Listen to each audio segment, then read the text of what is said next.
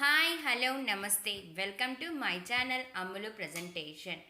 Happy Mahashivratri. మనం చేసుకునే ముఖ్యమైన పండుగలలో మహాశివరాత్రి ఒకటి. ఏటా అంటే ప్రతి సంవత్సరం మాఘ బహుళ చతుర్దశిని శివరాత్రిగా జరుపుకుంటాం. ప్రతి నెల కృష్ణ చతుర్థి మరింత ప్రత్యేకమైనది. దీన్ని అత్యంత విశిష్టమైనదిగా పరమ పవిత్రమైనదిగా భావిస్తారు. శివరాత్రి రోజున ఉపవాసం ఉండి జాగారం చేస్తే పాపాలన్నీ నశిస్తాయని, పుణ్యం వస్తుందని భక్తుల నమ్మకం. ఉదయాన్నే లేచి తలస్నానం చేసి పూలు ఫలాలతో శివునికి పూజ చేస్తారు. ఈ రోజున ప్రతి దేవాలయము కిక్కిరిసి ఉంటుంది.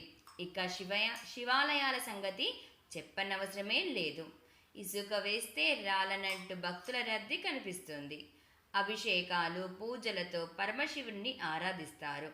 భక్తుల పాలిట కల్పతరువు అయిన ఈ మహాశివునికి ఈ విశిష్ట దినాన రోజంతా ప్రత్యేక పూజలు జరుపుతారు. రాత్రి కూడా దేవాలయాలు తెరిచే ఉంటాయి. పూజలు భజనలతో శివనామం మారుమోగుతుంటుంది. ఈ పర్వదినాన లింగాష్టకం, శివ పంచాక్షరి జపిస్తారు. దీపారాధన చేసి భక్తి ప్రవత్తులతో రుద్రాభిషేకం చేస్తారు. శివపార్వతుల కళ్యాణం చేస్తారు. రోజంతా పరమేశ్వరుని ప్రార్థనలతో చింతనతో గడిపి రాత్రి జాగారం చేస్తారు. శివరాత్రి పర్వదినానికి ఉపవాసం జాగారం ముఖ్యం.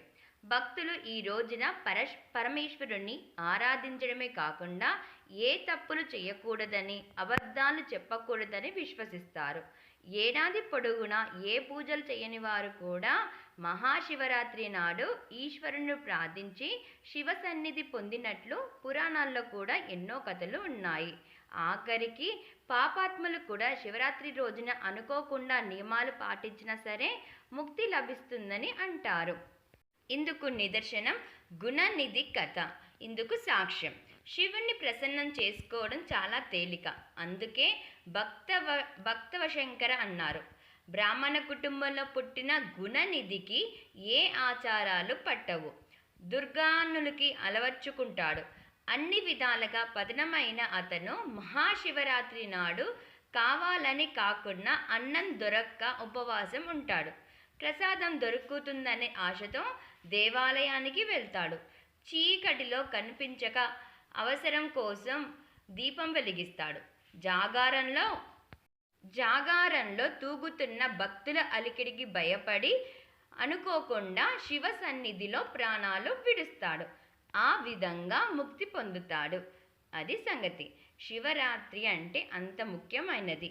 ఫ్రెండ్స్, మీ అందరికీ మహాశివరాత్రి శుభాకాంక్షలు. ఫ్రెండ్స్, మీకు కనుక ఈ వీడియో నచ్చినట్లయితే please like, share and subscribe it. Thank you.